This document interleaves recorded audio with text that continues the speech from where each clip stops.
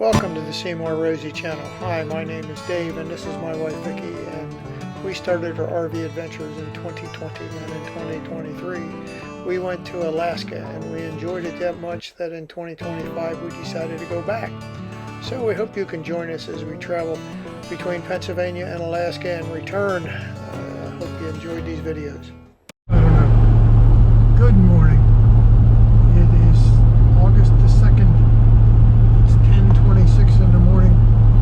It's 62 degrees outside, and we're southbound on the Tok cutoff road from Tok to Glen Allen, where we turn left and drive down to Valdez. But looking forward to all that today has in store. We had a pleasant overnight at Tundra RV Park and Bar in the town of Tok. Very quiet. We were at the back of the lot, and it was a nice overnight.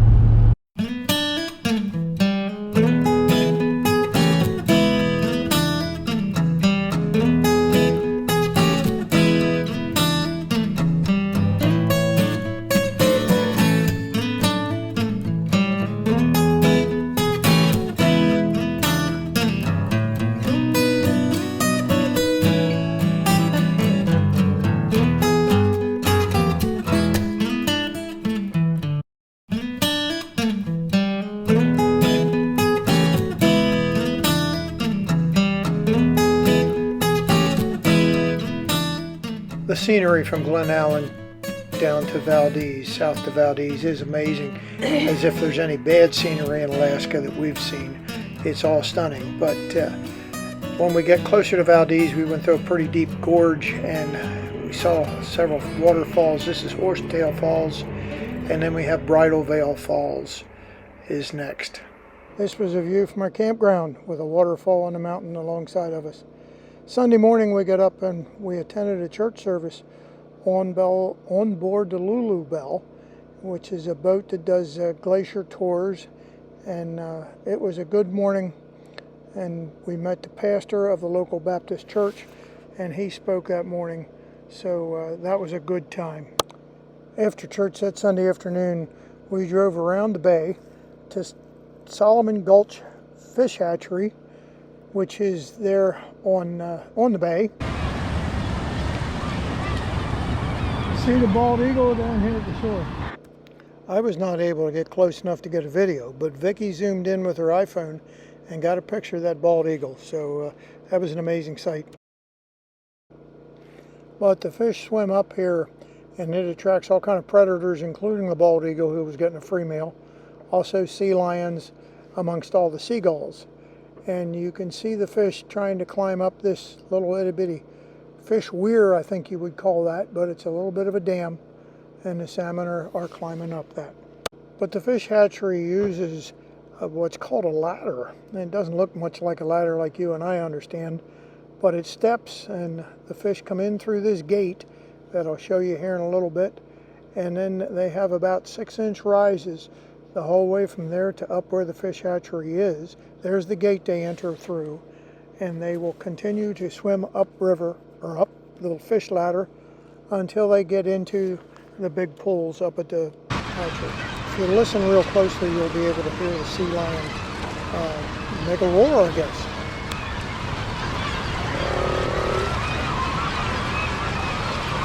But it was fascinating to watch a sea lion as he roamed around out there, and he would grab a salmon and come up out of the water with it. Sometimes he would eat it himself, other times he would just flip it up, and then the seagulls would get in on the act and gather all around him.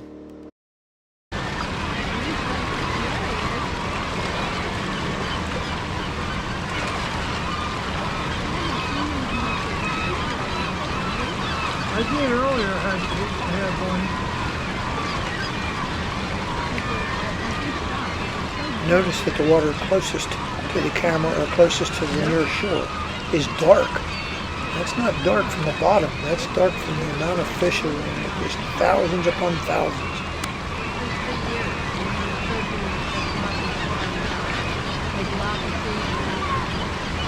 We had them scattering out there. We got one. Oh, there he goes.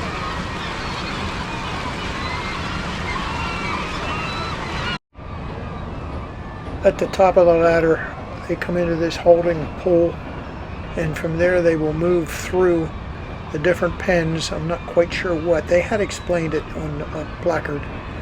But the fish then spawn, and they collect the eggs and incubate them and hatch them there at the hatchery.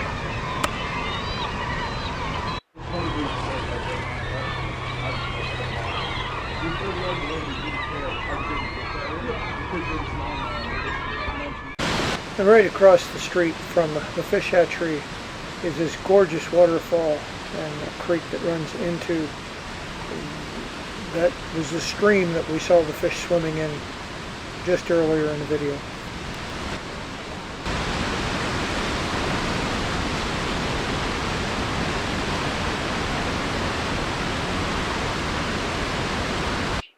The next morning we got up and we went out on a glacier whale watching cruise on the Lu-Lu-Belle with Captain Fred at the helm. He's 86 years old and been doing it for close to 50 years. And the way he can handle that boat, I just wish I could handle my bass boat as good as what he can handle that thing. Hi. What's your name? David and Vickie Garner. Right here, sir. Gotcha. If you haven't been digging clams, just wipe on the rug as you go in. Okay, we haven't been digging clams. Good. That was Captain Fred, who greeted us and greets people every morning, 7 days a week during the summer, piloting, captaining the Lu-Lu-Belle. Good morning. Good morning, sir.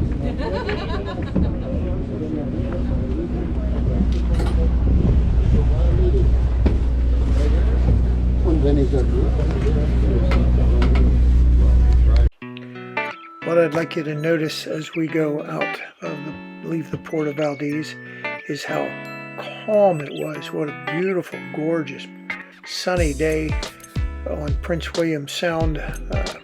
And it rained quite a few days when we were in Alaska, but we were so blessed on numerous occasions with the blue skies and sunshine and calm seas.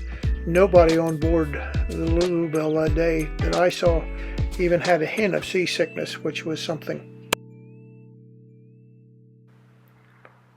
On our way out of the port of Valdez, Captain Fred pointed out there were different waterfalls and other historical facts, like where the Valdez, the tanker, went aground and spilled its oil back in 1984, I believe it was.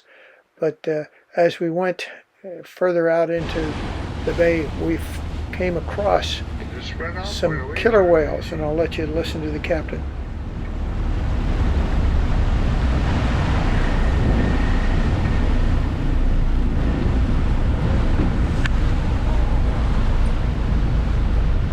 Coming our way.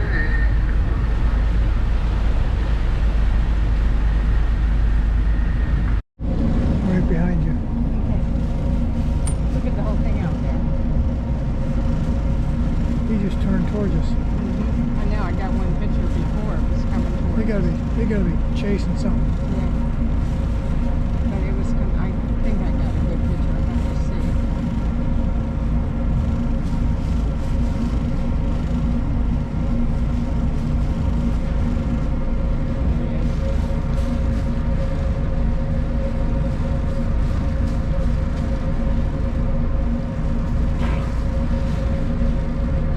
There's two of them in there.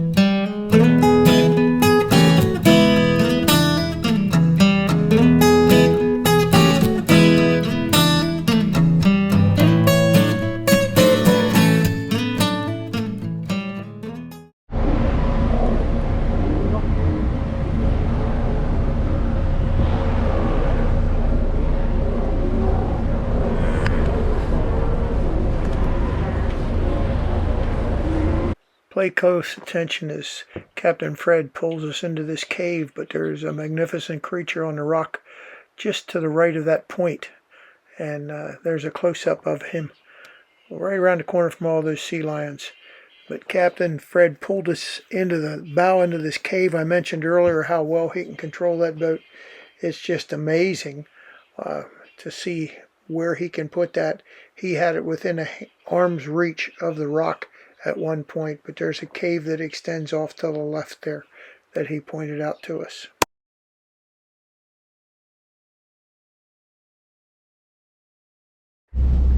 We left the sea lions behind and headed for Columbia Glacier, it's called, and I went up to the wheelhouse to watch Captain Fred maneuver this big boat, and he just did an excellent job. And we tried to get through to Columbia Glacier, but there was just too much ice in the way.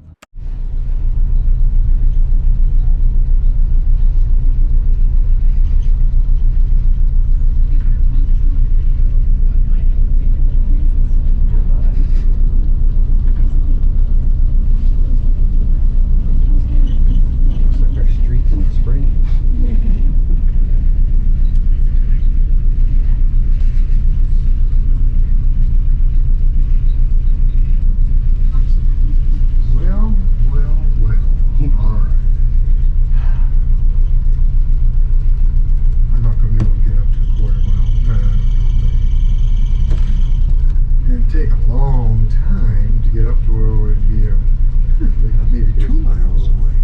Wow. So I'll tell you what, let's get some pictures here if you want to get, and then I'll turn and we'll go down to Chicken Glacier. So I want to show you a calving phase. I mean, you know, what's actually calving on. You'll see a calving phase right here, but it's still 3 miles away from it. Captain Fred stopped the boat and gave everybody on board a chance to get their picture taken at the front of it with the ice field in the background. Once again, I say that it's just amazing.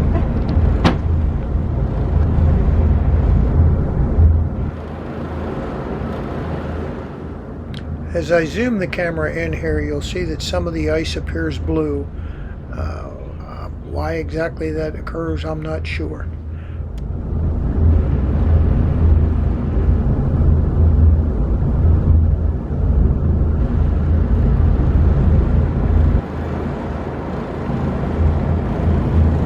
Besides Captain Fred, there were 2 young ladies who were on board the boat. I don't know if you call them mates, but they tended the kitchen and they did various tasks, like take the pictures of us.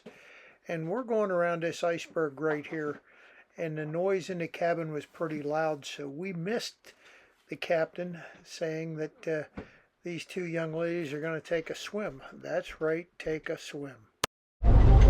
Something caught my attention, so I jumped up and ran to the back of the boat and saw this. I couldn't figure out what she's trying to fish out of the water, and here it turns out it's a piece of, I think it was a hat, but she did end up getting it.